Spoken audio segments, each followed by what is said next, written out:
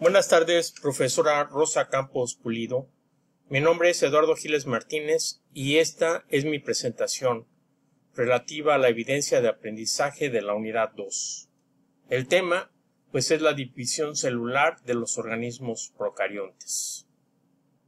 Ciclo celular de procariontes. La reproducción asexual de las células procariotas se caracteriza por una fisión binaria, en donde fisión significa división de la célula madre en dos células binarias hijas con un contenido cromosomático idéntico. Antes de que la división tenga lugar, la célula experimenta una elongación. El cromosoma que se encuentra en el nucleótido de la célula se divide. El ADN se replica. Esto es la citocinesis, con la ayuda de algunas enzimas como la polimerasa 1 que cortan y la enzima isomerasa 2 que unen la cadena de ADN en dos segmentos iguales en las nuevas células. Y estas dos partes se alojan en diferentes puntos de la membrana plasmática.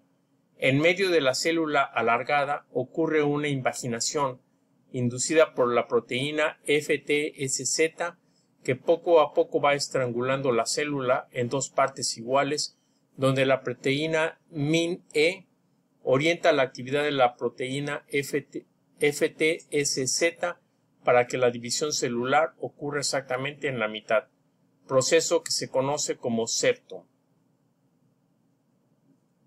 Fases del ciclo celular de las células procariontes. Fase innominada. La célula experimenta una elongación y se activa su metabolismo para sintetizar las estructuras celulares de las dos células hijas. Fase C. Es cuando la célula sintetiza todos los componentes imprescindibles dentro de la célula para que cada una de las dos células hijas tenga exactamente los mismos elementos estructurales como enzimas y específicamente dos copias idénticas del cromosoma y por supuesto del ADN. Fase D. Es cuando concluye el proceso septo, que es la construcción de una membrana plasmática integral en el punto de ruptura de la célula madre de tal forma que cada célula binaria hija tenga la misma configuración y carga genética y concluye de esta manera la partición celular. Aquí tenemos una ilustración de las tres fases. Comienza con la fase innominada, luego la célula aumenta su tamaño y sus componentes en el citoplasma. Este es el nucleótido donde está la carga cromosomática. Luego comenzamos la fase C, que la célula duplica su material genético. Aquí se ve claramente, se unen a la pared de la membrana plasmática. Después seguimos con la fase D, donde propiamente la célula se divide. Esta parte es el anillo, un proceso de invaginación propiciado por unas enzimas. División celular. Fisión binaria. La célula experimenta una elongación. El material genético ADN circular del cromosoma disperso en el citoplasma se replica en dos partes, seguido de la citocinesis, en donde dicho cromosoma se separa hacia dos extremos de la membrana citoplasmática. Aquí en esta ilustración tenemos lo que sería la célula procariota, el cromosoma que está disperso en el citoplasma.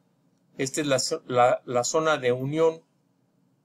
Se va dividiendo la cadena de ADN, la replicación del cromosoma. Aquí ya tenemos dos cadenas idénticas.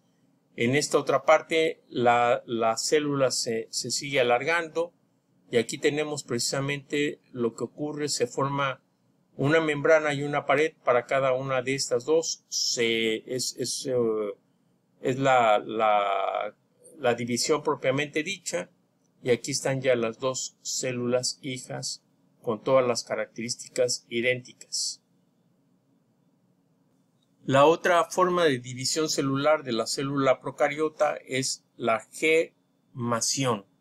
En este caso la célula procariota desarrolla una protuberancia denominada yema, o en algunos casos es una espora, en donde se va transfiriendo de manera paulatina todo el material del ADN hasta que madura esta pequeña célula y se desprende de la célula madre. Aquí tenemos en esta ilustración lo que sería la bipartición que explicamos en la lámina anterior, la gemación donde hay una protuberancia y esta protuberancia va a ser una célula idéntica a la madre, y aquí tenemos la esporulación.